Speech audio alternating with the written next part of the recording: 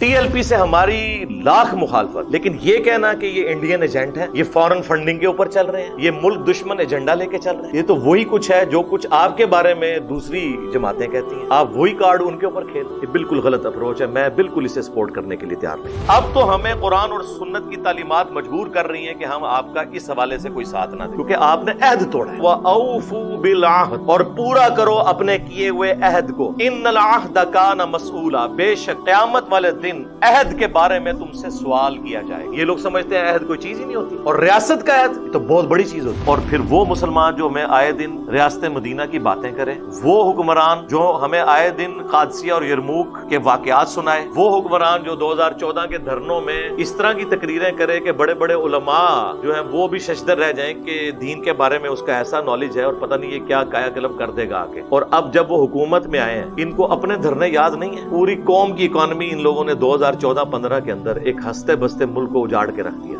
صرف یہ کہہ کے کہ جی ہمارا یہ بنیادی حق ہے. اچھا، وہ حق اس وقت جو حلال تھا وہ ٹی ایل پی کے لیے اب حرام ہو گیا. ٹی ایل پی کے جتنے بھی لوگ ہیں، کیا ہم انہیں نہیں جانتے کہ کون لوگ ہیں؟ اسی ملک کے باشندے. ان بیچاروں کے ہاتھ میں ڈنڈے زیادہ سے زیادہ ہوتے. ہاں، اگر بیچ میں آگے کوئی لوگ ایسے گھس جائیں ان کو بدنام کرنے کے لیے اور وہ اسلحہ اٹھا لیں، وہ الگ بات ہے. ورنہ بریلوی جو مکتب ہے اوور آل یہ نان وائلنٹ. جو بند مکتب جو ہے وہ یوز ہوا ہمارے ریاستی اداروں اور امریکہ کے ہاتھوں افغان وار کے چکر میں، اور وہ نان اسٹیٹ ایکٹر بنے.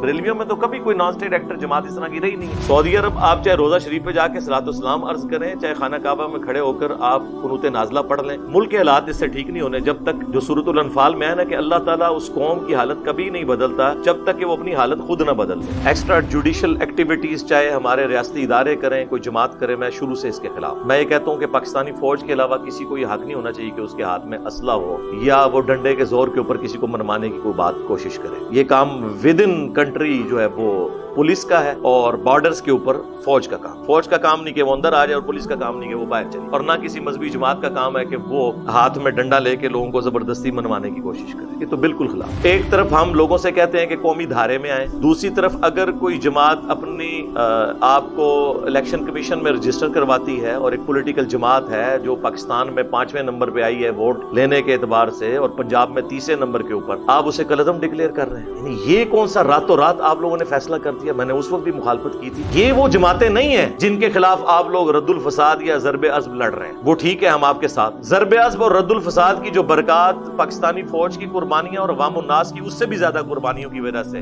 ہم نے حاصل کی تھی، وہ ساری اب یہ زیرو سے ملٹیپلائی ہو جائیں گی. آپ نے ایک نیا ماسک ہو. میں پرسنلی خود اس حق میں نہیں ہوں کہ پاکستان جب تک مضبوط نہیں ہو جاتا ہمیں کوئی ایسا پنگا نہیں لینا چاہیے کہ ایف اے ٹی ایف کی تلوار ہمارے اوپر آ کے لگے یا ہم پر کوئی اقتصادی پابندیاں لگے. کل تک ہمیں عدالتوں کے فیصلوں کا احترام کرنے کا بھاشن دینے والے لوگ، اب ان کو نہیں خیال آ رہا کہ ہائی کورٹ نے کیا فیصلہ کیا، کس قانون کے تحت آپ لوگوں نے اس بندے کو پکڑا ہوا ہے. آپ اس کو یہ سمجھ رہے تھے کہ اسے پکڑ کے ہم اس ریولوشن جو یہ کرنے کی کوشش کر رہے ہیں اس کو کنٹرول کر لیں گے. وہ تو آپ نے زیادہ بگاڑ دیا، اس کی بجائے وہ باہر ہوتے ہیں نا. اب آپ نے ان کے غصے کو ایڈ فیول ٹو فائر کر دیا، جلتی پہ تیل کا کام کر دیا آپ نے. ایک تو ان کا لیڈر پکڑا، انہوں نے کہا جی ہم اس کو چھڑوائیں گے نہیں. آپ نے 1 پوائنٹ ایجنڈے پہ بات کریں کہ آپ نے جو فرانس کے سفیر کو نکالنا تھا وہ آپ نکالیں. دوسری طرف آپ دیکھیں ہمارے علماء کی مجرمانہ خاموشی. کوئی بھی سپیکر اس وقت ٹی ایل پی کے حق میں بولنے کے لیے تیار نہیں ہو رہا کہ ہم پہ کہیں پابندی نہ لگ جائے. تو اب آپ کو پتہ چل جانا چاہیے کہ یہ سب کچھ دنیاوی مفاد کی خاطر یہ لوگ کر رہے ہوتے ہیں. ان کا دین سے کوئی لینا دینا نہیں ہوتا. دین ان کا سورس آف انکم ہے، جس طرح کے ایک